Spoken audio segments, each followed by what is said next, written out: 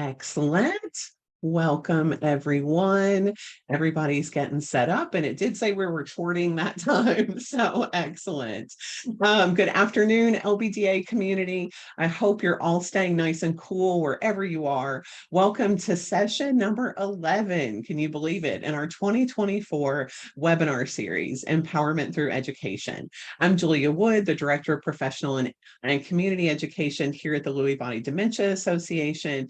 And today I'm so excited. You guys have been clamoring for this topic and really asking for resources and education regarding end-of-life challenges. So today's going to be a little bit of a tougher conversation than we sometimes have, but you are in the best hands. Dr. Melissa Armstrong is hands down my favorite presenter when it comes to this topic. So before we get started, a few words about the Lewy Body Dementia Association, especially if you're maybe joining us for the first time. We are a national nonprofit dedicated to optimizing the quality of life for those who are affected by Lewy body dementia by providing comprehensive education in events like this, compassionate support for those living with LBD via our support services and Lewy Line, and efforts to drive awareness and research.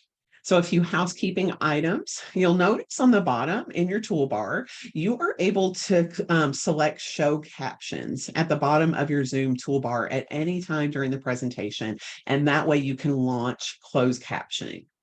You're also going to notice that you have a resources tab, and this is new with our new webinar system that we started this year, where you can click on that and you'll notice that you have links that you can access. There are PDFs. The PDF of the slides for today's presentation is there, and also links for additional education or resources that we think you might find of interest.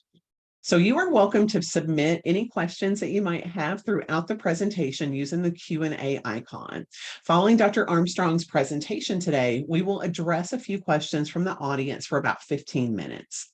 We've got some exciting news to simplify how you access the webinar recordings and registration. LBDA marketing team has added a ribbon on the home page to direct you to a page on our website where you can register for upcoming sessions and find links to our YouTube channel so that you can watch recordings of any of our past webinars anytime.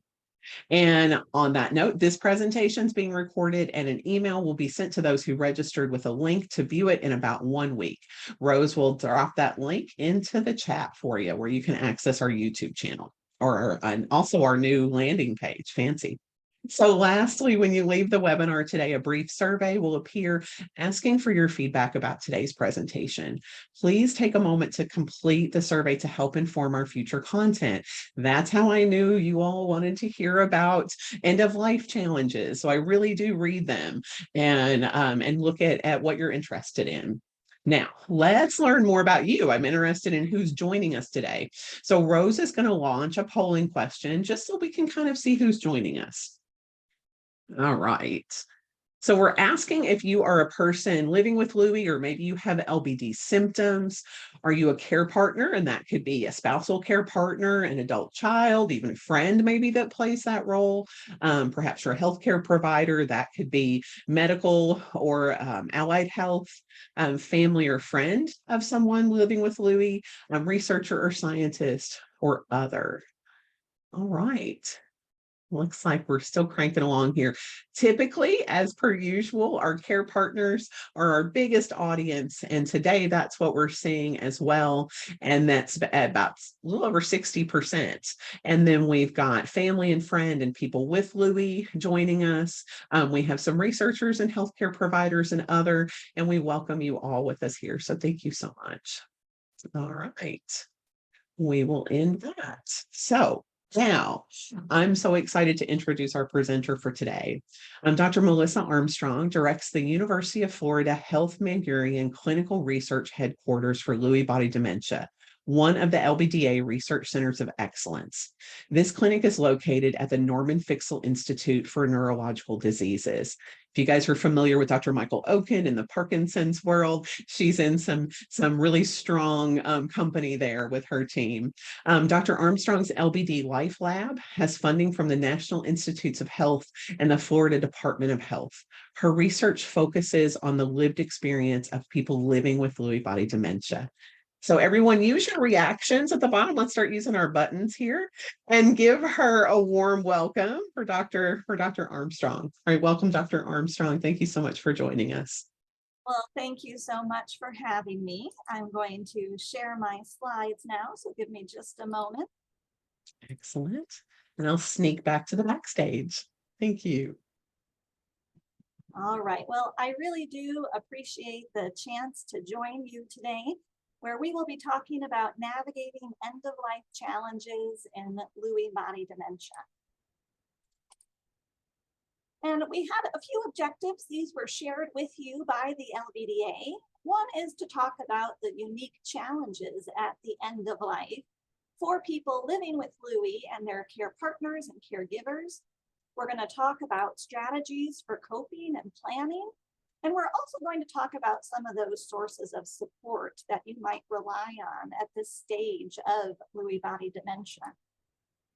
Now, I do have a few caveats as we get started today. So one, I think it's important for you to know that I'm a neurologist. I am a specialist that cares for people with Lewy body dementia, but I'm not a palliative care specialist. And the good news with that is that just recently, the LBDA had a special webinar on palliative care, and you can access that through LBDA TV. And the things covered in that webinar are going to be different but complementary to many of the things that we'll talk about today, where we really are focusing on the end of life in Lewy body dementia. But if you want more information about some of the concepts we're talking about today, I'll just mention palliative care very briefly, but we will talk about things like hospice. That is another good webinar for you to check out. Another caveat that I want to highlight as we get started is that this is going to be a really honest conversation today. We are going to talk about the advanced stages of Lewy body dementia. And so as Julia mentioned, there's going to be some tough stuff. I'm going to talk about dying, and I'm not going to talk about things like passing away. And so as Julia mentioned, we have been told again and again through the LBDA or through some of the research you'll hear about today, that this is a topic that people really want to know about. But there may also be some people who are tuning into this webinar series or who find this video on the LBDA, and it may be that you're not ready for this webinar yet, and that's okay too. So if you were just diagnosed or if you have that mild cognitive impairment stage of Lewy, this may be something you want to hear more about, but it may not. And so I just want to kind of mention upfront that we're going to be honest and we're going to be talking about dying on today's webinar. And then I also want to give a big thank you to some of the people who have come before you and potentially to some people on the webinar right now. So a lot of what I'm going to share about today are things that we have learned from particularly caregivers and family members of people who have already died with Lewy body dementia. So way back in 2017, we did a survey through the Lewy Body Dementia Association to learn more about people's experiences.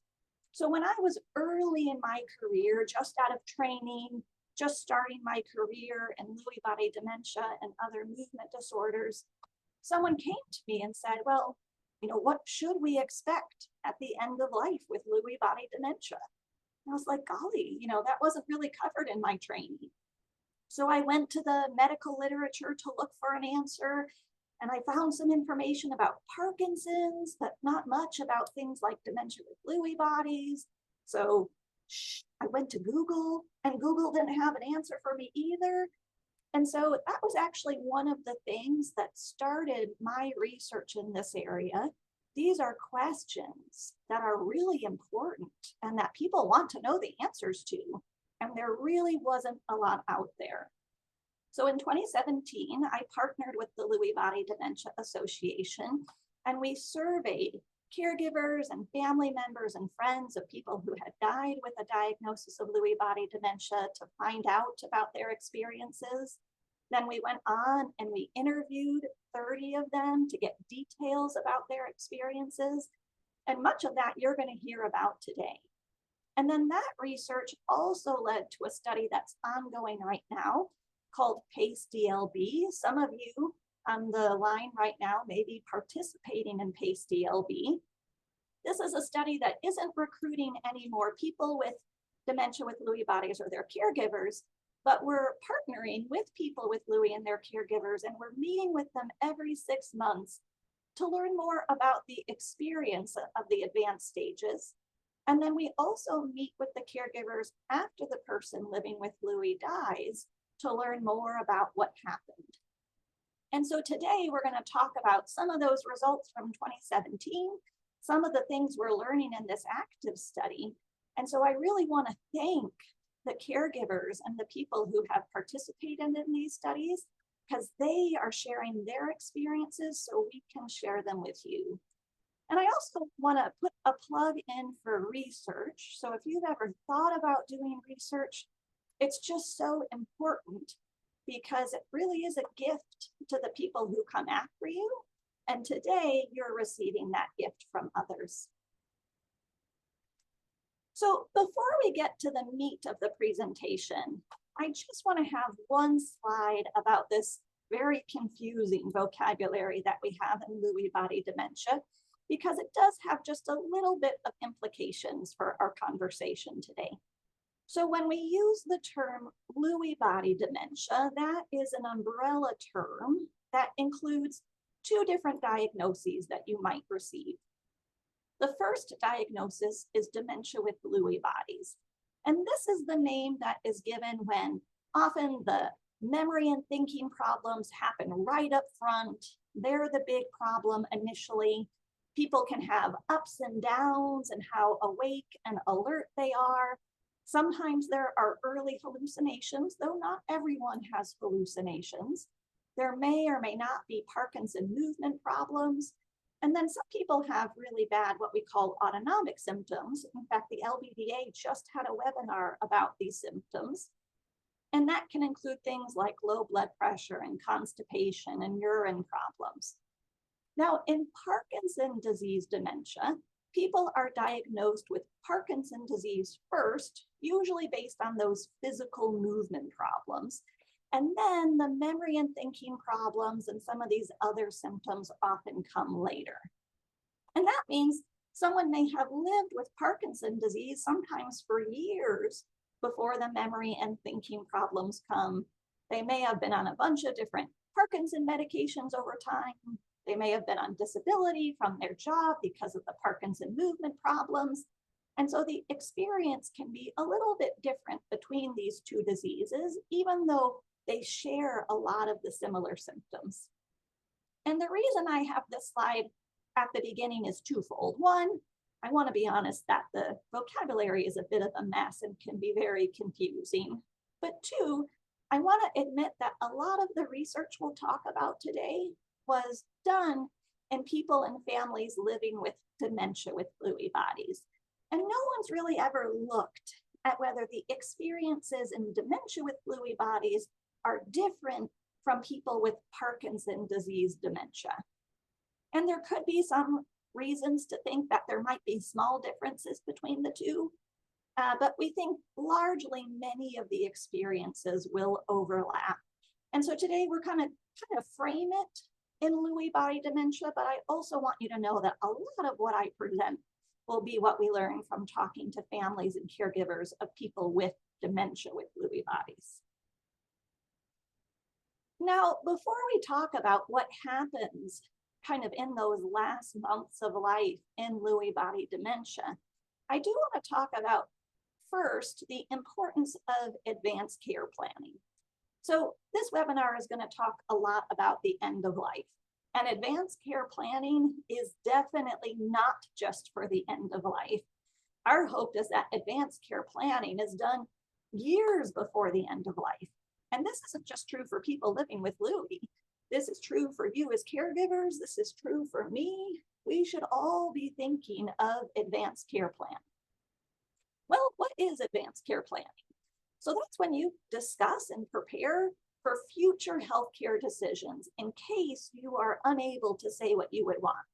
Now, that could be because of a disease, but it could also be because of something like a car accident. And that's why it's important to think about these things in advance. And when we talk about advanced care planning, there's kind of a talking part and there's a document part. So one really important part of this is talking to your loved ones about what you want, or talking to them about what they want. That conversation is really important. And then there is the written document, the legal document part of it as well. And that usually involves two things. So that involves a living will. That's where you can say what you might want or not want in certain scenarios that often happen toward the end of life. You know, would you want them to press on your chest? Would you want to be on a breathing tube? Would you want a feeding tube? Things like that. And then there's also the power of attorney for healthcare, where you say, if I can't make a healthcare decision for myself, this is the person who I want to make that decision. Now, this is a good form to have no matter what, but it can be particularly important if you have a non-traditional relationship. So if you don't have this form and you're married, your decision is going to default to your spouse. But if you have a longtime partner who you want to make your medical decisions, those forms can be especially important, because if there aren't forms, the decision making would default to someone else who's related to you. And these laws can vary state by state.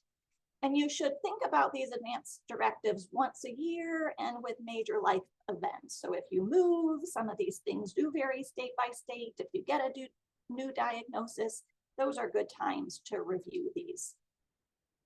And so there are things available online to guide you through this. And many hospitals and physicians' offices will have forms or folders. I have a folder in my clinic which I can give out that has draft forms that you can fill out. But you can also look at these resources online. So 5 Wishes is a very common one. It walks you through 5 questions to think about. You can get information from hospice and palliative care organizations, from the National Institutes of Health. And then the last example I give here is one with a cost, but I included it here because I think it's important to acknowledge that what people want at the end of life may differ by cultural backgrounds or by religious backgrounds. And so it can be important to think about that when you are making these decisions. Now, this is an icon from the National Institutes of Health, and it talks a little bit more about, well, what are the steps that you should be thinking about? And this really is part of end-of-life planning, in addition to being something that we should all be thinking about. So item 1, start the discussion, have those conversations. 2, create documents. 3, review the plan regularly. 4, and we haven't talked about this one yet, is put the documents in one place. Know where they are so that you can grab them if and when you need them. 5 is make copies. Give them to your family members, give them to your doctor's office. They can be uploaded into the hospital system. Then you want to give permission to your healthcare team to talk to your caregiver or to your lawyer in case that needs to happen. And then the last thing on this list is reduce any anxiety you or your family may have by doing things like funeral planning and burial arrangements in advance. And so part of the reason I presented that to get this conversation started today is because caregivers and family members have told us in these interviews that this is really important and can really help that end of life period that we're going to be talking about. So in those interviews we did, one wife told us how valuable this was because it gave her husband the chance to share his wishes while he still could, and it took some of the responsibility off her because she knew what he wanted. She told us he had talked about this when he was still cognitively aware, that he wanted to go someplace. When he would have these clear moments, he would say, I want you to put me someplace where I'll be safe and you don't have to worry about me. And that really helped her as he got more severe.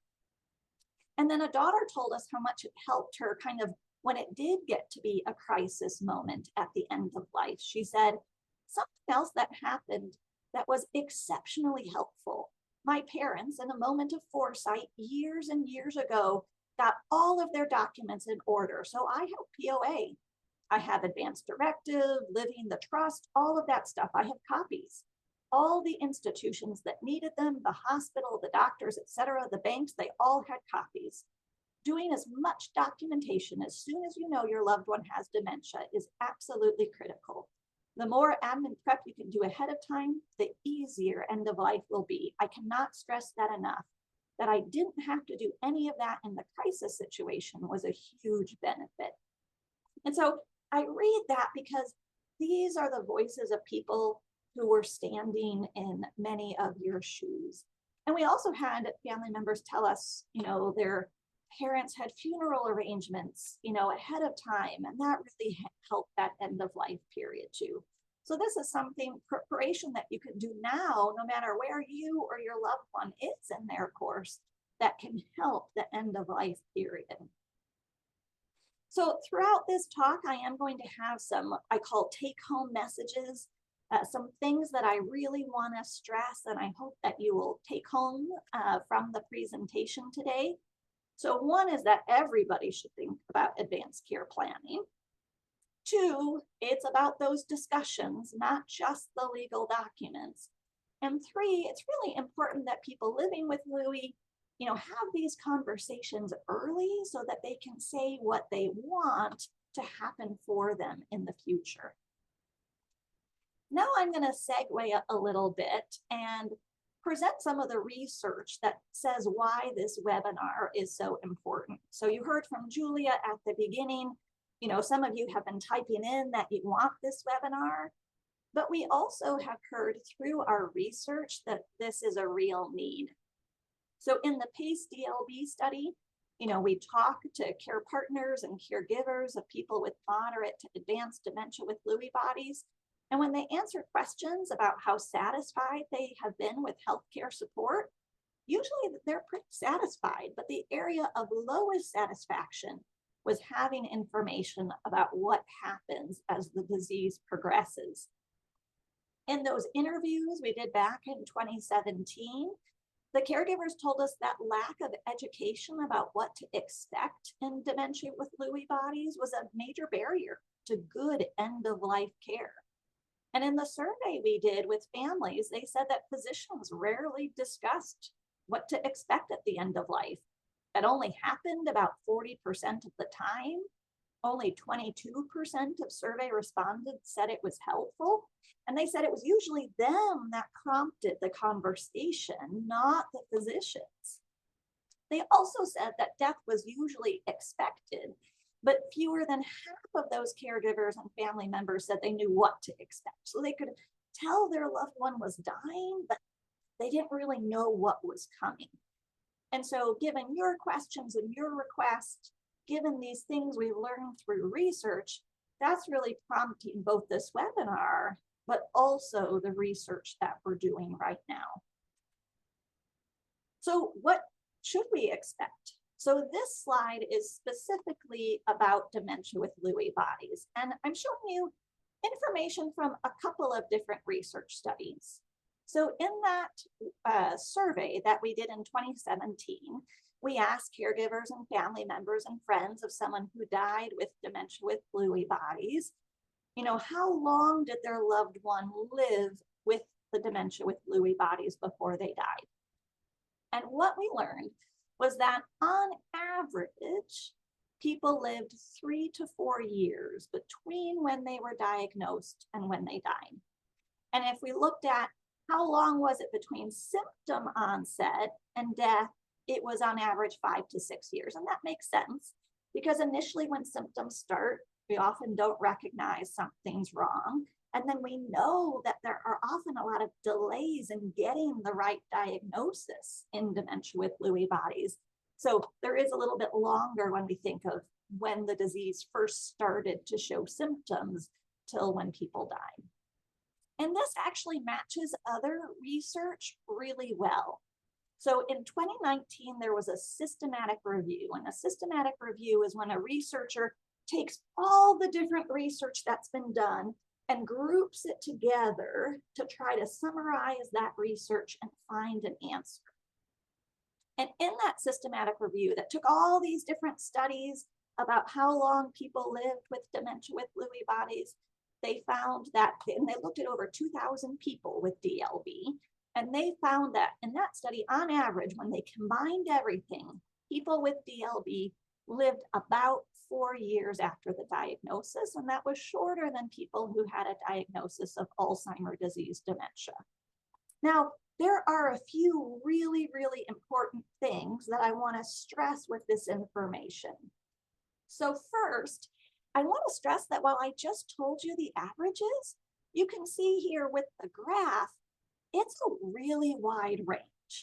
So some people have a rapid form of dementia with Lewy bodies that goes really fast. Some people live with it over 10 years. So I don't want people to focus too much on that number of 3 or 4. It's a range, and people can have really different experiences. However, I do want to highlight that this and other research shows us there are some forms of dementia with Lewy bodies that are fast. So in our survey, about 10% of people said their loved one lived less than a year after the dementia with Lewy bodies diagnosis. And I've seen that in my clinic too. Some people, this can be a rapidly progressive dementia for a small number of people who have it. It can also, though, be a really slow dementia. So some people live with it for many years. And so everyone's going to be a little bit different. Another really important point is that the survey was done in 2017 and published in 2019. The systematic review that I mentioned was published in 2019. And our criteria for diagnosing mild cognitive impairment due to Lewy bodies wasn't even published until 2020. So this concept of mild cognitive impairment due to dementia with Lewy bodies is really a newer concept. And we're starting to diagnose dementia with Lewy bodies earlier and earlier. And the earlier we diagnose it, the longer people are going to live with it. So there are a few reasons, to think that this is probably now, this many, 5+ years later, people are probably living longer than this because they're getting diagnosed earlier. But it's important to know that many people only live with this for, a certain number of years after that diagnosis. So some take-home messages, I've already kind of reinforced some of these. People's experiences living with Lewy body dementia vary widely. And I will point out, it's a little bit different in Parkinson's disease dementia. It's a little bit harder to study because people have lived with Parkinson's disease, for a certain number of years, either a few or many before they have those memory and thinking problems where they get that label of Parkinson's disease dementia. But probably when the memory and thinking problems get bad, they're going to have similar experiences to what I just showed you. And then I want to reinforce, as we get better at diagnosing it earlier, people are going to live longer. And if you have a loved one where it seems rapidly progressive, I do want you to know that can happen. Well, another obvious question then is, well, what's going to happen? You say maybe it's only 3 or 4 years, what happens? And so this was a question we've looked at in these research studies as well. So we asked the caregivers and family members and friends of people living with Lewy in that survey back in 2017, what did your loved one die from? And they were allowed to pick more than one thing because sometimes it's complicated. And in that survey, which had over 600 responses, the most common reason that families said their loved one died is the DLB itself, sometimes without additional details, or something called failure to thrive. In the UK, they call failure to thrive the dwindles. I really like that because it does really kind of explain what can happen. So in failure to thrive or the dwindles, it's not like there's necessarily an event. People just kind of fade.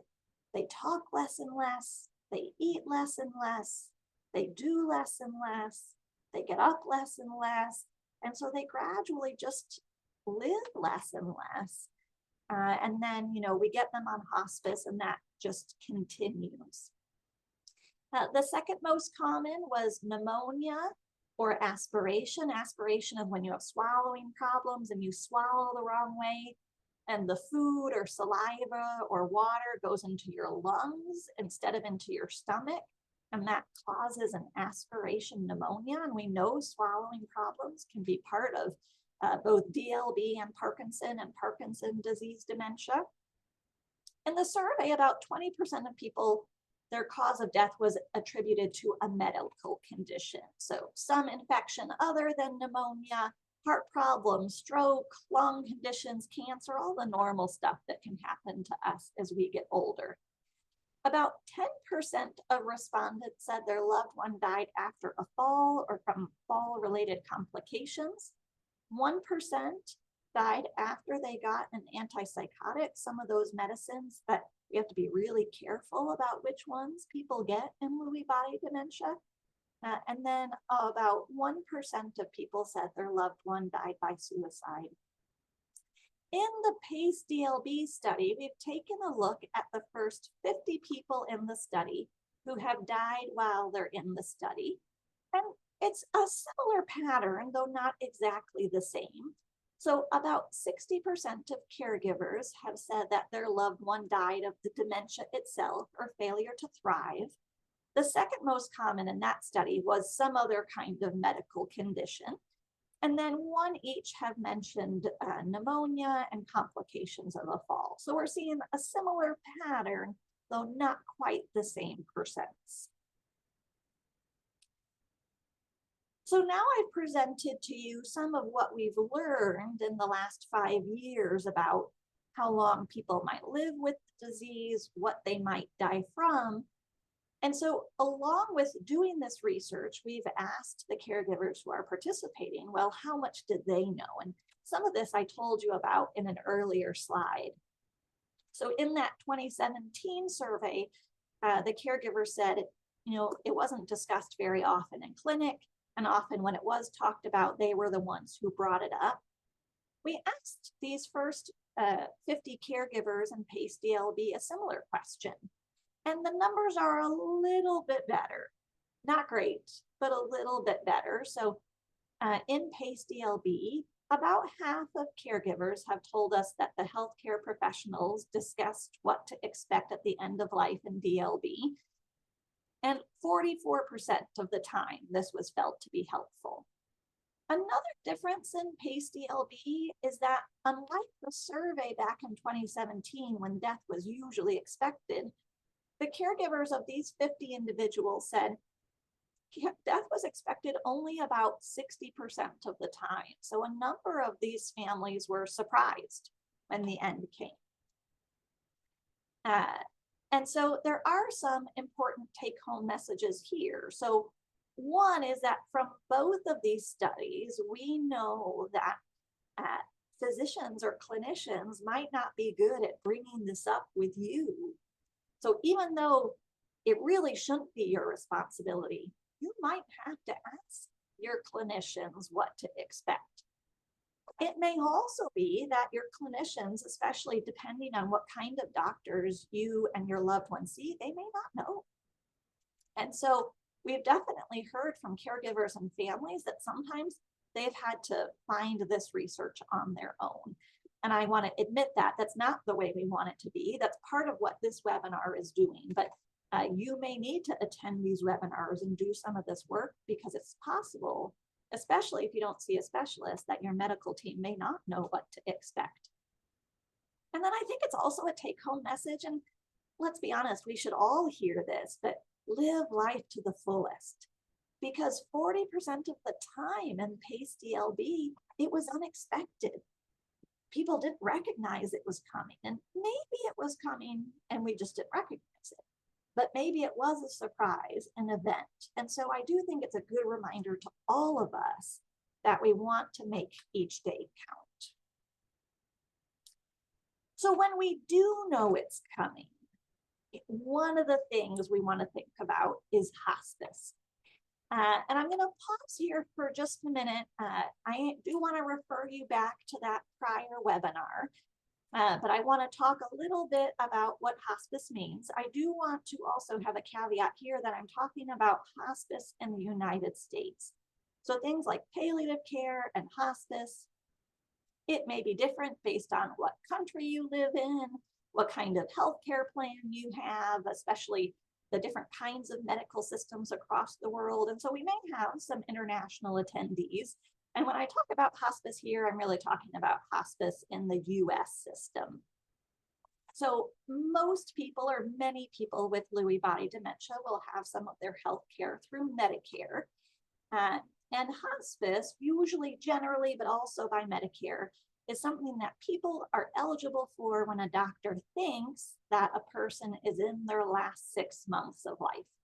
Now, we're not perfect at this, especially not in brain diseases. You know, in cancer, it may be that the chemotherapy stopped working, there's nothing else to try, the cancer is spreading, and so the cancer doctor says now's the time for hospice. But in brain diseases, it can be a little bit trickier to figure that out. And in a little bit later in the presentation, we're going to talk about, well, what clues could we be using to say that we should be thinking about hospice? So that's coming. But hospice is when we think someone could be in the last 6 months. Now, Medicare doesn't kick you out of hospice if we're wrong. If, 6 months comes and goes, but it still seems like it could be the next 6 months, it just gets re-upped. So sometimes people are on hospice much longer than that 6-month window because we know we're not perfect. With hospice, Medicare really covers everything you need. It covers medicine, a hospice doctor, nurses. If you need a hospital bed, the goal is to give you all of your needs. But you do give some things up when you go on hospice. So Medicare says, your doctor has said it could be the last 6 months.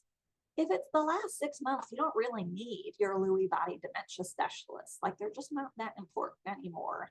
You don't need physical or occupational therapy, and you kind of give up your regular health care to enroll in hospice and get a different type of healthcare service and support.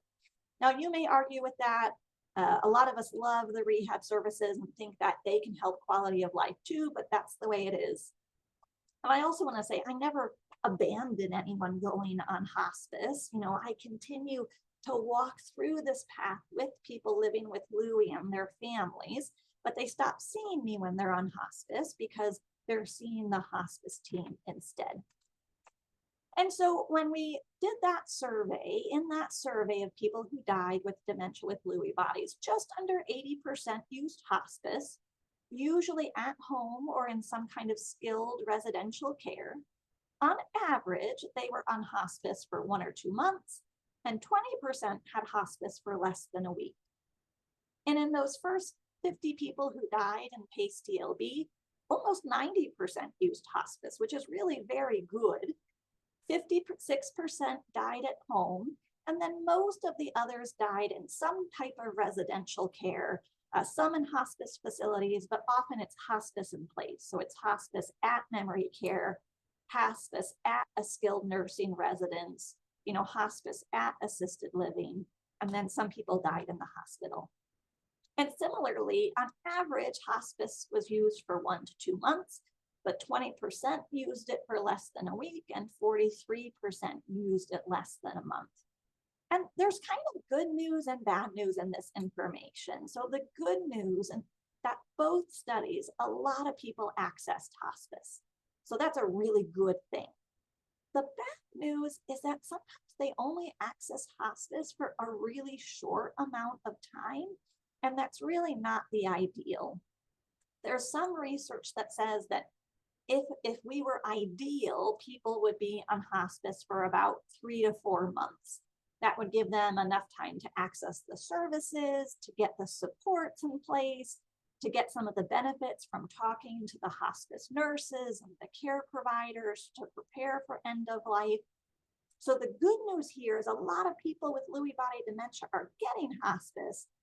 We just wish we were getting it to them a little bit earlier. And we definitely heard that in our interviews as well. So these are interviews back from that 2017 study. And one wife said, I wish we had done hospice much before. It would have been so much more helpful, but I didn't know. Nobody gave us full information. I knew hospice was not just for, in the last days or weeks, but I didn't understand the scope of what they could do for us.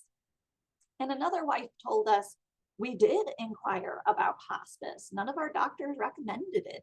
In fact, I called the neurologist and he thought it was too early. He was really just going downhill. And I thought, wow, it doesn't seem too early to me. And so this was not the experience for everyone. Some people in our interviews, both with that 2017 study and PACE DLB, have told us they thought hospice started at just the right time. But one of the take-home messages is you might have to ask about it, and what is the right time, and is your loved one ready? And so, well, what happens towards the end? And I'm going to start with the take-home message here. And the take-home really is, it's really different for different people. And we heard that through our interviews. So some people with Lewy body dementia have a really obvious decline over months. It's clear they're just going downhill. They're checked for infection just to make sure it's not an infection doing it. A doctor has looked at their medicine. No medicine changes are doing it. So other things have been ruled out and it's obvious it's a steady decline. But multiple people, especially in our recent interviews, have said they're surprised. And that it wasn't necessarily a medical event that was the surprise, but just all of a sudden, the dementia with Lewy bodies seemed to get rapidly worse. And there wasn't any other explanation. It was just, like someone, just kind of tipped over and got worse and worse suddenly. So people talk about a slow, obvious decline, but also a rapid decline. One thing we heard about in our prior interviews, and I've definitely seen this in my clinical experience as well, is sometimes there are also false alarms. So everything seems worse. We talk about hospice, we may get people on hospice. The caregiver and I talked about how it's getting near to be the end. And then the person with DLB rallies and they look good again. And then they stay that way for a while. And then they look terrible. And we're like, okay, this might be it. We should be getting ready and preparing ourselves, and then they rally. And so no one's going to complain, that someone kind of rallies and gets through it, but it can also be really tough, especially on families who, they prepare and they think they're ready. Oh, false alarm. And then they prepare and they think they're ready. But I will say these false alarms are sometimes also real alarms. Often these false alarms are part of a gradual decline where people do rally, but only temporarily. And it is one of the red flags I see that says, well, we should still be thinking about it, even if this isn't the moment. And then something we talked about before, unrelated medical events can happen. So it's important that you have primary care. Just because you have Lewy body dementia doesn't mean you don't have all the other stuff that can happen as we get older. And then some of the events that can lead to death in Lewy body dementia can also be a surprise. Falls can happen out of the blue. We know that people are what we call a fall risk, that they have near falls, they could fall, but you never can really predict when that big fall is going to happen. So there can be surprises with sudden declines, sudden events like falls or pneumonia, or other medical problems. But we do know, as you've seen earlier in the presentation, that a lot of people with Lewy body dementia die of complications relating to the Lewy body dementia.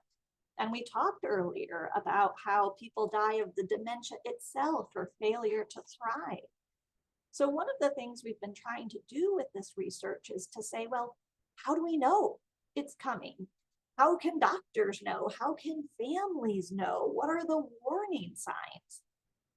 So one thing we've tried to do to learn more about this is we've asked caregivers of someone, caregivers, family members of someone who has died with dementia with Lewy bodies about what they noticed in those last months. And so in the interviews we did back in 2017 and 2018, caregivers, family members, friends, they told us that in the months leading up to death, they saw that memory and thinking got worse, hallucinations sometimes got worse.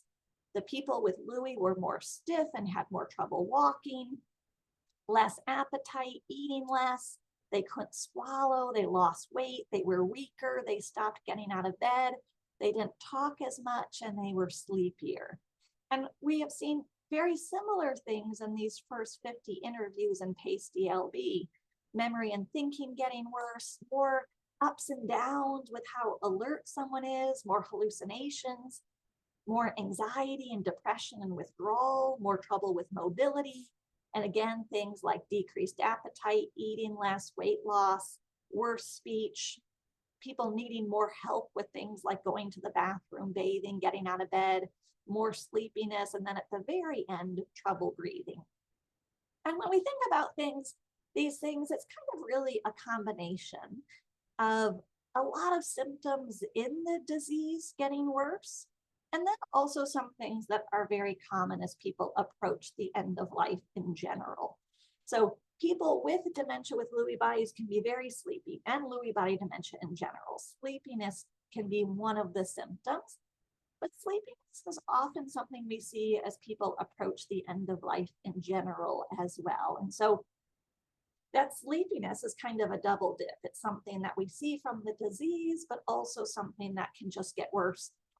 People with cancer at the end of life, they sleep a lot more too, less energy, less appetite. And so it is a mix of disease-related symptoms getting worse, needing more help in day-to-day care, less communicating, and then some things we just see towards the end of life in general.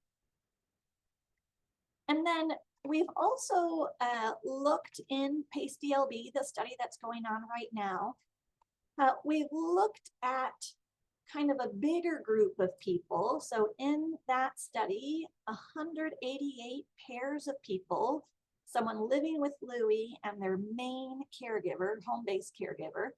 And at the time of this analysis, I've been talking about the 50 first deaths, but at the time we looked at this, we had 74 deaths.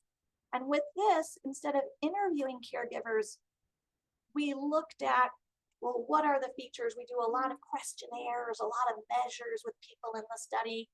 And for this one, we looked at the numbers rather than the interviews.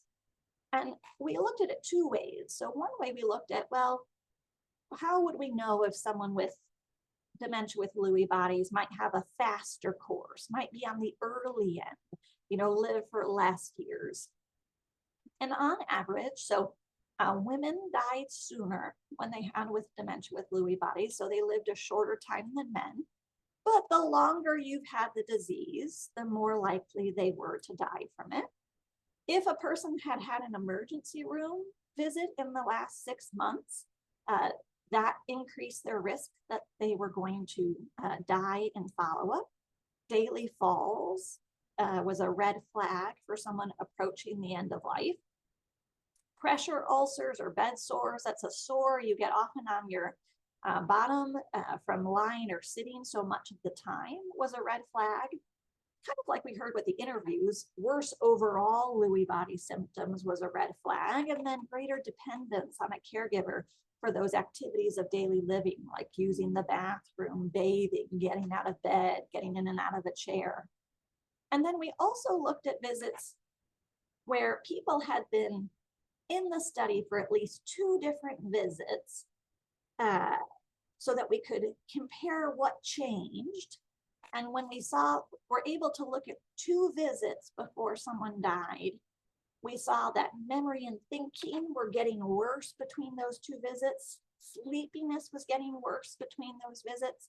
The fluctuations, the ups and downs were getting worse, and then people were becoming more reliant on caregivers for those activities of daily living. And so these are some red flags that I'm starting to use in my clinic to say I need to be thinking about whether someone is getting closer to the end of life. Now, Medicare does have guidelines for when people with dementia should be thinking about hospice. And I'm just going to preface this by saying that they don't work very well. And I'm going to tell you more about that in a moment. But I also want you to know that Medicare has never enforced these in my clinical practice. So if I've seen someone with Lewy body dementia who I think is approaching end of life, and they don't quite fit these Medicare guidelines, Medicare has never denied a hospice referral that I've sent. But in theory, for someone to be eligible for hospice when they have some kind of dementia diagnosis, they need to be unable to dress without help, at least occasionally or frequently. They need help to bathe occasionally or frequently. They can't use the bathroom without help occasionally or frequently. They're incontinent of urine and stool occasionally or frequently. And then they can't speak more than one intelligible word. So you can't understand what they say except for one word a day. And then they can't walk without help. And then they also need to have had at least one of these conditions in the last year: aspiration pneumonia, where they swallow the wrong way and get a pneumonia, an upper urinary tract infection. So that's not the usual kind. That's a really bad kind. Septicemia, that's when the infection's through the whole body. Pressure ulcers, like we talked about. Recurrent fevers, even though you've gotten antibiotics, or you're just not taking in enough food or fluid to sustain life. Now, if you meet all of those criteria, especially things like talking just one word a day that people can understand, you are probably very close to the end of life. But in the research on these criteria, what they show is if you meet these criteria, you're dying. But they're not very good at finding people who are dying who might be 6 months out from dying. These are too severe. We should be getting hospice earlier than what these suggest. And so while I keep these in mind when I work with people with Lewy and their families, I want to get hospice involved before this point. And to do that, I use some of the red flags we just talked about. Is the disease really getting worse? Are people needing more and more help? Are they sleeping more and more? Are they eating less and less? Have you had to take them to the emergency room? These are some of the clues that I use to, decide with, people with Lewy and their families, is it time to get hospice involved? So I want to kind of transition back to some of those objectives we said that we were going to hit on today. And I think a lot of what we've been talking about feeds into those objectives. But I do want to highlight some of the unique challenges faced by people with Lewy and their family members. So we hear from the research, one of the challenges is not knowing what to expect. Some of that is you don't know what to expect. And some of that is we haven't really known what to expect. What I'm showing you, this research we've shared, this has all been from the last, 5 or so years. And so we're just learning about this, and your medical teams may or may not know. And goodness knows there's more research that needs to be done so we can know more about what to expect. Another challenge in Lewy body dementia generally is that it's a mix of things, right? It's not just the memory and thinking problems. It's not just the physical. It's memory and thinking and hallucinations and depression and anxiety, physical Parkinson's symptoms, these autonomic urine and constipation and blood pressure issues. There's a lot going on. That is a big challenge. We know we don't have good treatments for many of these symptoms. For example, people have told us how hallucinations and delusions can get worse prior to death. And sometimes our medicines don't make a difference, even when those things are really bad. Another challenge is we're not sure when to get hospice involved. If we go too early, then you might give up things unnecessarily, like rehab. If we go too late, you might not get the full benefits of hospice. And then another unique risk is risks with hospice packs. So there's something called a hospice pack or a comfort kit. And this is something that many, but not all, hospice programs will use, where they give you a box or a bag of medications that you can keep at home if you're doing hospice at home.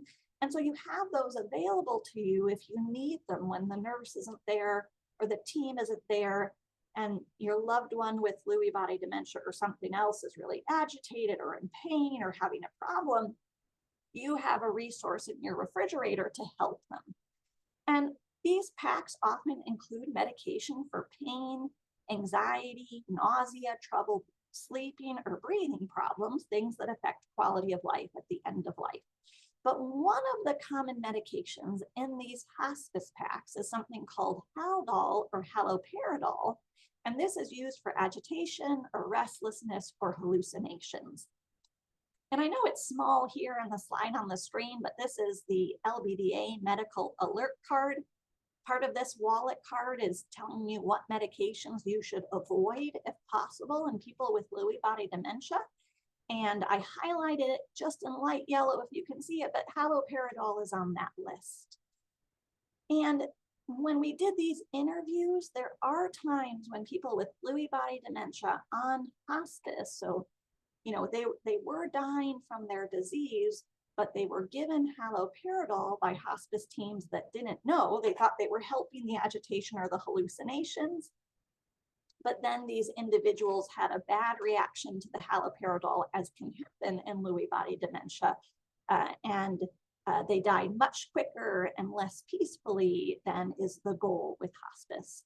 And so you do need to be really careful. Your palliative care and hospice teams may or may not know some of these cautions in Lewy body dementia. And so this is one of the unique challenges, that something we routinely use in hospice might not be good in Lewy body dementia.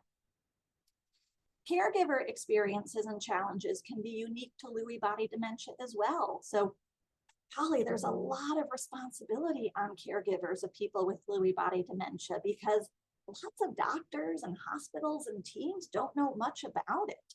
And caregivers told us about this in the interviews, how they were the ones who made the Lewy body diagnosis. They were the ones who figured out what to do. They advocated when their loved ones were in the hospital. They had to educate the physicians.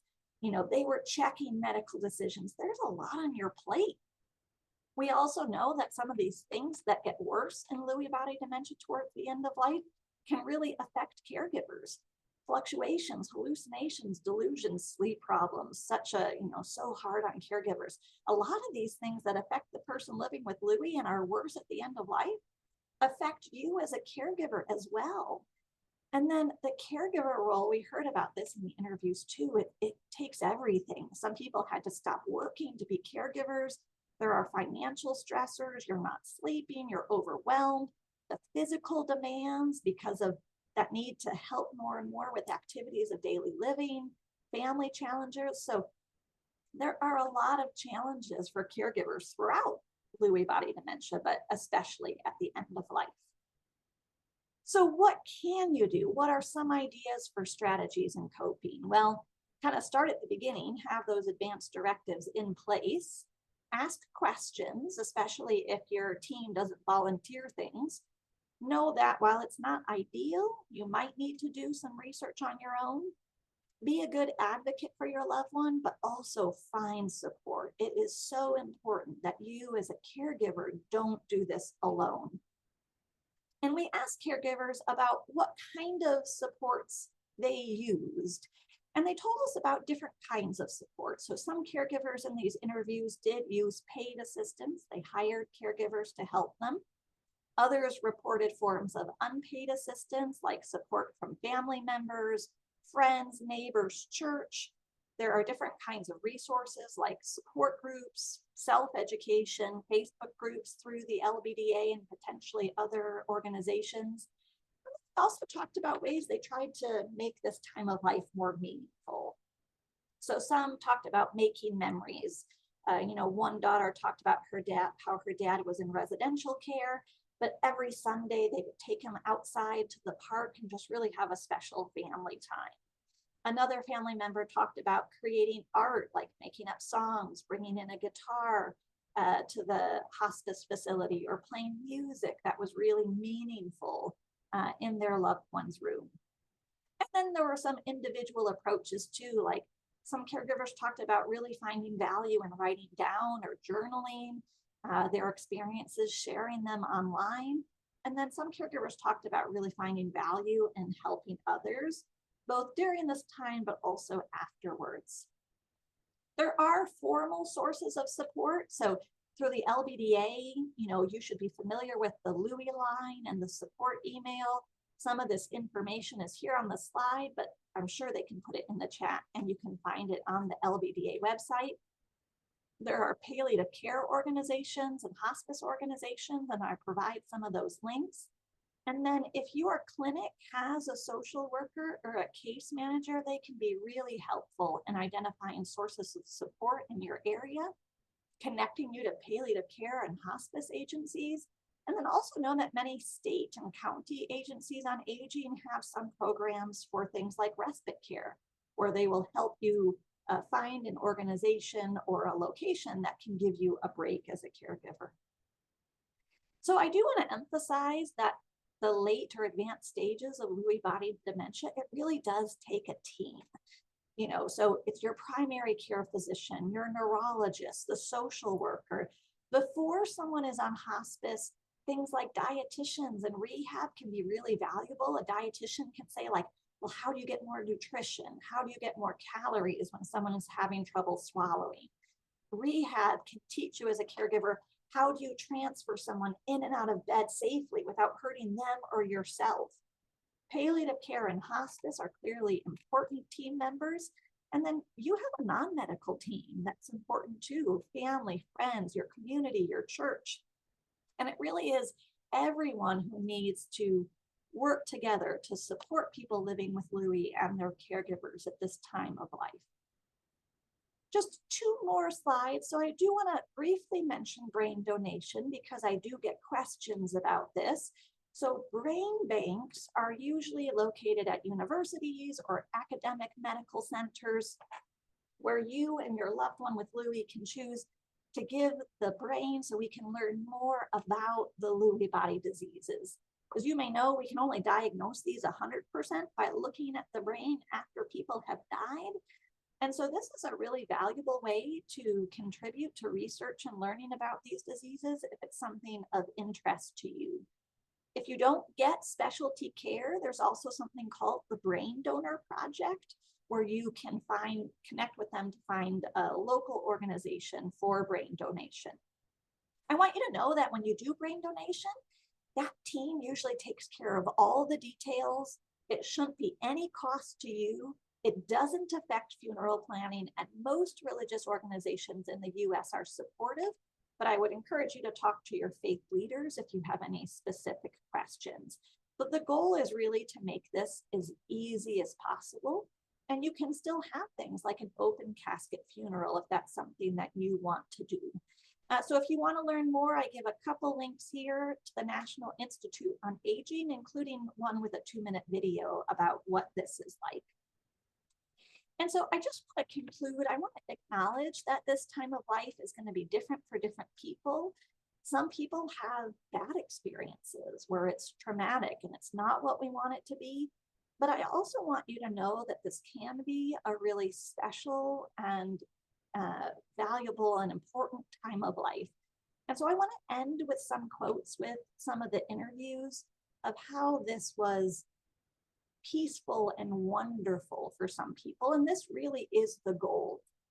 So one wife said, shortly before he died, I came into his room and he called me by this term of endearment that was so private, I've never repeated it to anybody. It was just a made up name all of a sudden, and he hadn't said anything like that in years. So I hang on to that. And a daughter told us, I didn't really have much to do with him for a couple of years, but by taking care of him and everything and all, Any karma between us was remedied and equalized. He told me he loved me and I was pretty. He really made amends toward the end. He was more open with his feelings, telling me he loves me. I saved his phone messages where he would thank me for coming over and helping him. And another daughter said, during those 5 days, they kept him very sedated, and he was very comfortable. He only opened his eyes one time during that time, and it was really literally hours before he died. Those days were really peaceful for us. And another wife said it was a good, peaceful ending for him with everybody around. And so that's really our goal with this research and this webinar, is to help you know what to expect, to help you get connected to resources. And hopefully, while we wait for the cure that will make this webinar, unimportant, we want to really help you make this a good and beautiful time of life in spite of this really hard disease. So thank you.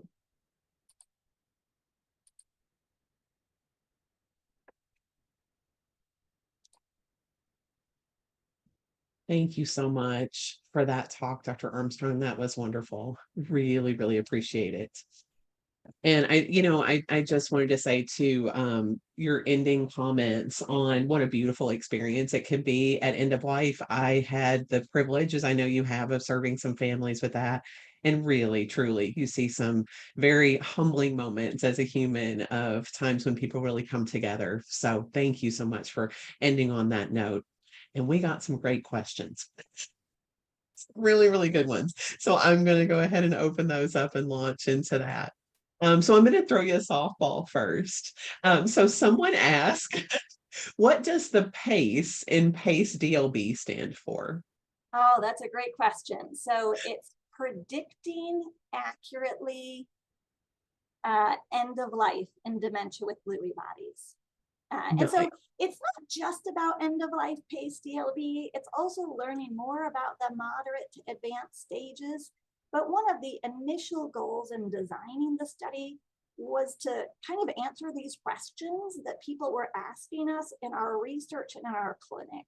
So we're learning both about the moderate to advanced stages in general before people die, but also learn more about how to know when someone's dying and how to make that a positive experience. Absolutely. We definitely get a lot of questions from frustrated families, who are like, what are the stages? Why don't you have any stages? And it's really tricky. It's such a unique presentation with everyone that I know that's something doctors have been working on forever. They want to give you stages, but it's hard. But I think you've gotten really close with some of the signs and symptoms that you were talking about. So thank you. Someone else had a question too. Are there any current studies going on like that, like with the Care Partner Survey for former or current care partners? So I'm not aware of any studies that are currently enrolling looking specifically at the end of life or talking to caregivers or someone who has died. The PACE DLB study is still ongoing. It's just not recruiting. But I don't think I think PACE DLB is going to give us important answers. It's not going to answer everything. And so there is going to be more research. There's just none that I know of that is currently asking for volunteers. I will say, it really is a tribute to caregivers of people living with Lewy. When we did that survey back in 2017, we thought, maybe we'll get a few hundred people if we're lucky. And so when I wrote the approvals for the institutional review board, that's what I said. And then we were just overwhelmed. In those first weeks, we had over 600 people. So I think it's a testament to people really wanting to share their experiences and also help the people who are coming next. Absolutely. And on that note, I'm not sure, do you know if Jory Fleischer's Persevere study is still recruiting? So her As a study peer is still mentor. recruiting, and I would encourage people to look into it. It's called Persevere, and there's information on it on the LBDA website. That is specifically for caregivers of people with Lewy body dementia broadly. And it's a mentoring program. So it's not focused on the end of life, but it really is connecting caregivers of people living with Lewy with caregivers who have been going through this longer to help mentor and guide you in this journey that you're on. And Mayo Clinic has also had a caregiver research study looking to help support caregivers, and that is open to caregivers of people of various kinds of dementias, memory and thinking problems. And so if you're a caregiver interested in research and opportunities to help you on this journey, I think both of those studies are still recruiting. I know Persevere is still recruiting, and the Mayo Clinic study may be as well. Absolutely. Thank you. So some great resources out there for you guys. Okay, so let's check in with these questions here. So there is a gentleman, a woman who says that her husband's been in skilled nursing for over 2 years and was put on hospice at their suggestion about 13 months ago. And she was just informed that hospice is dropping him in 3 weeks. He's non-mobile, nonverbal, not able to feed himself, low weight, 114 pounds, but they said he hasn't gotten any worse in the last 2 months and has gained a couple of pounds, so he doesn't qualify. Any explanation or context? This is one of those tricky situations. Hospice does do reassessments every 6 months for people who stay on hospice. So you're kind of approved for a 6-month period, and then they reevaluate you, and then you can get approved. And those approvals can continue. I have had a couple of people who graduated from hospice in the short term because they were doing so well. They didn't have the declines we expected. They perked up a little bit. And so I've had a couple people who were discharged or graduated after a year. And then they went for a period of time without hospice. And then as they started to deteriorate again, we got hospice re-engaged. I will say, given what was described, it sounds like, he hasn't gotten worse and maybe gained a few pounds. He's still meeting a lot of those criteria we often associate with end of life, not interacting very much, not moving very much, not getting out of bed. And so I always want to defer to the specialists who are there in person. But I think this is a tough one. Someone who's been on hospice now for over a year still sounds like they're very severely affected by the Lewy body dementia, but they haven't had that additional decline. So that's tricky. And for a lot of these things, there aren't easy answers.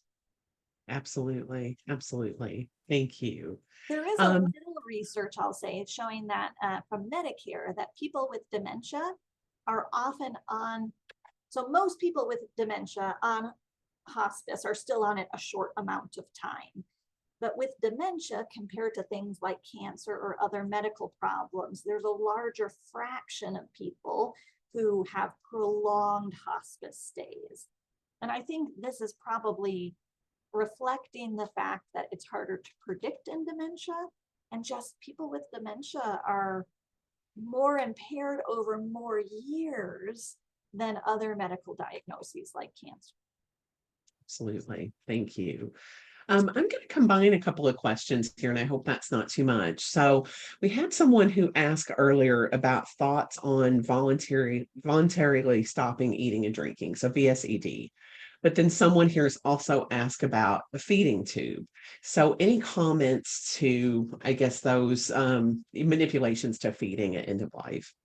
Yeah, so I'll talk about feeding tubes first. So the first thing to say is this is a personal decision, and it's one of those good things to talk about in advance about what the person with Lewy wants, because there's no real right or wrong answer. It's not a yes or no.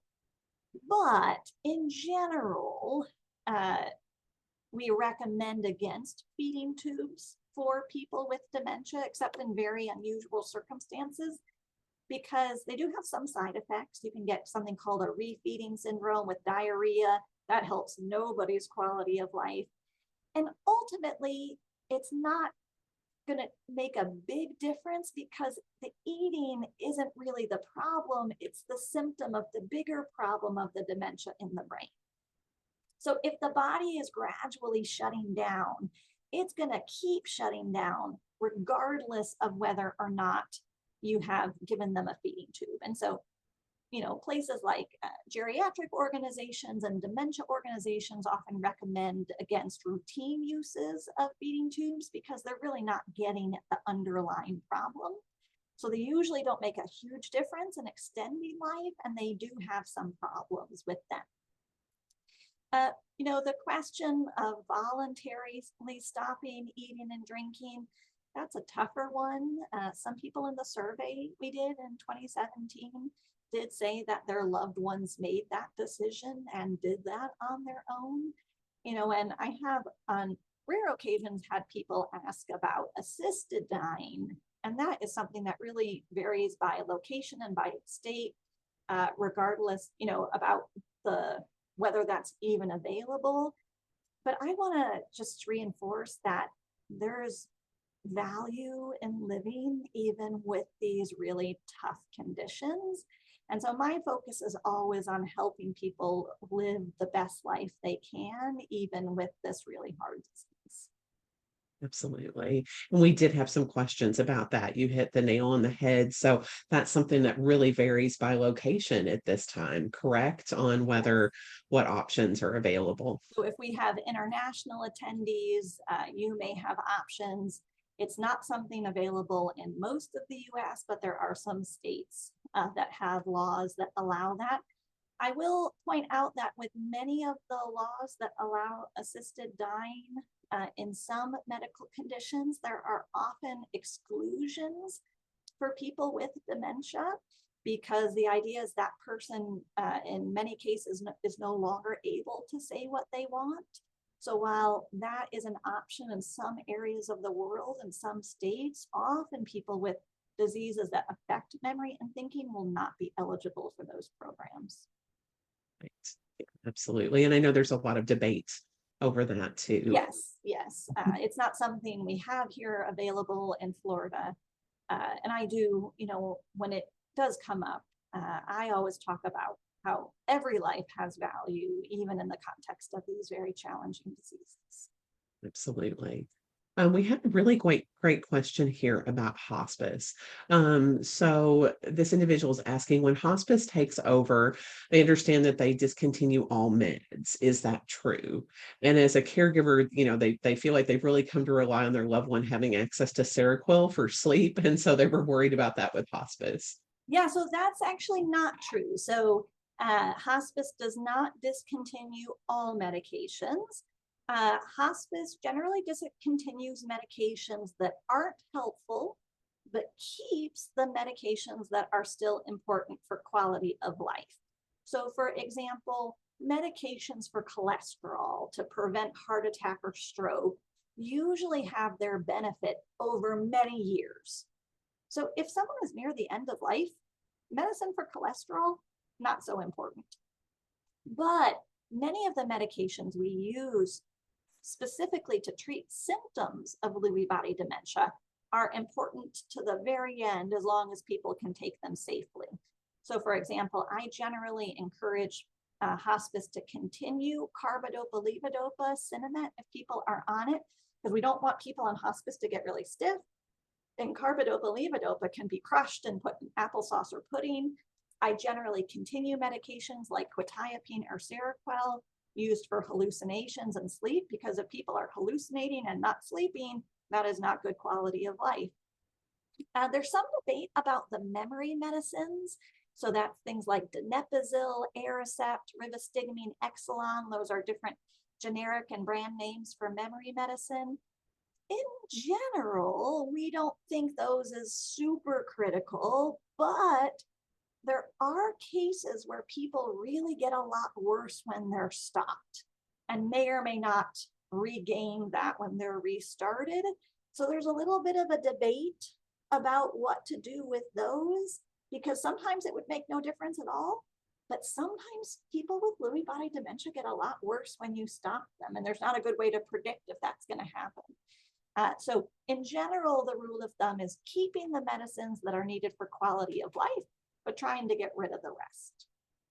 Absolutely. That makes a lot of sense.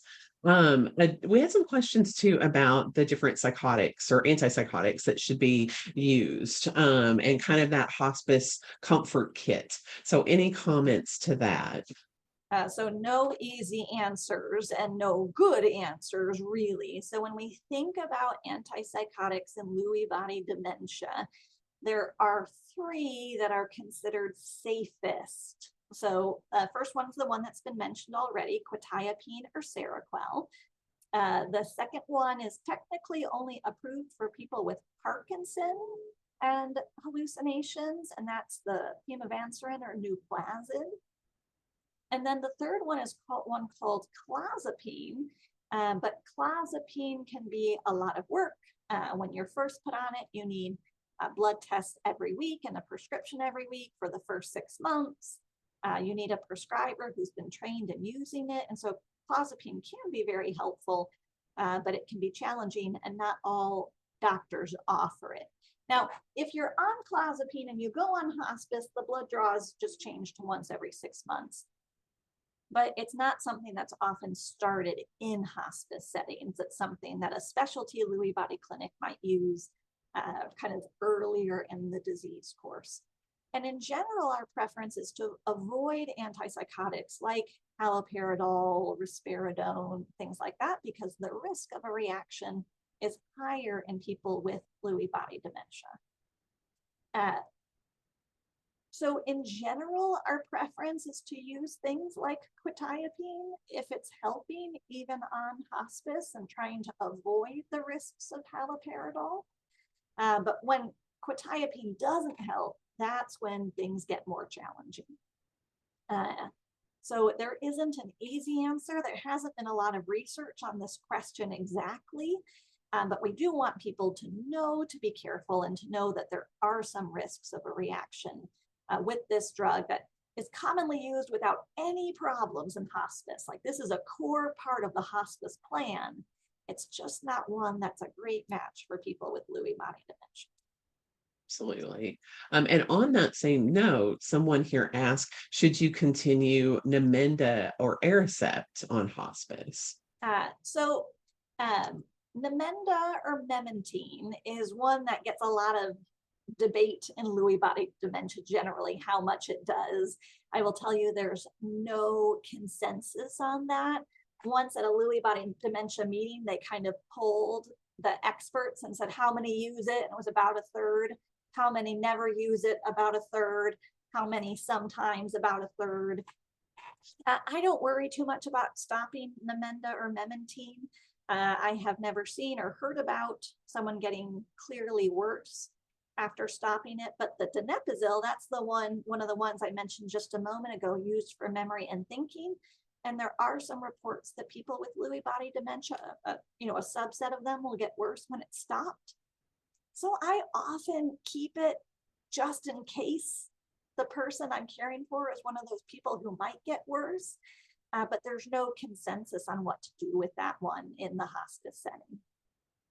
Absolutely. So the drugs are so tricky. Yeah, I don't envy you doctors with these. there are some recommendations, for example, in people with Alzheimer's disease dementia, that is probably one that can be stopped, but it's a little bit harder in Lewy body dementia because we know that some people get worse when it's stopped. And so often, if it's not causing a side effect, I say, well, why take the risk of stopping it if they're able to swallow it safely?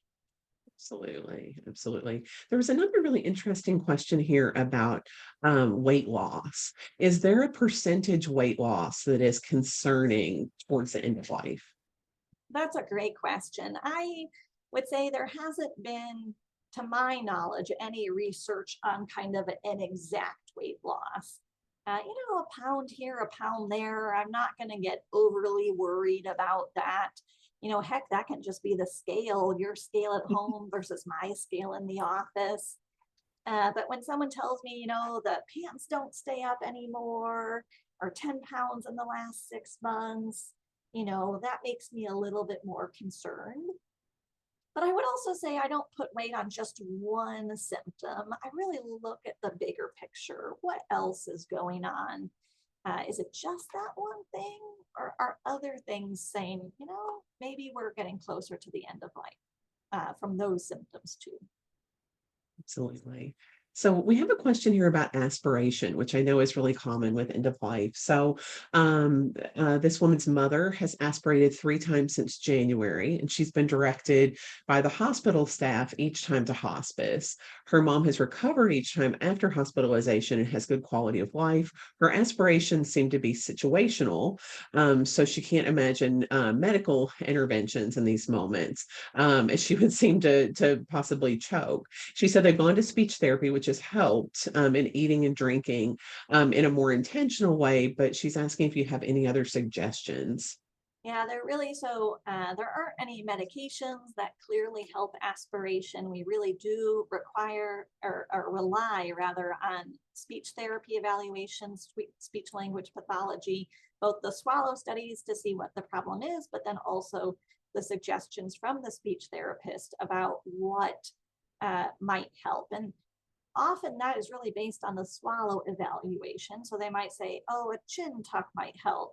Sometimes they say using a straw will help, and sometimes they say don't use a straw.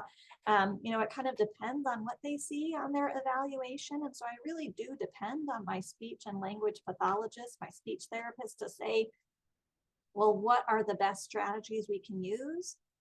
Sometimes they will also recommend strategies like using pureed foods or using thicket. So that's a powder that you put in different drinks and you stir it up and the drink gets thicker.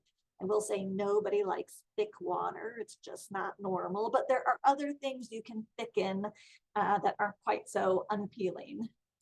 So there are strategies, but it's really all that practical stuff that we use to try to prevent aspiration. And I would say when I see recurring bouts of aspiration, that tells me someone has an advanced disease because the swallowing clearly isn't normal. And that's a sign that they're at risk for another pneumonia. And maybe the next pneumonia is kind of the big one.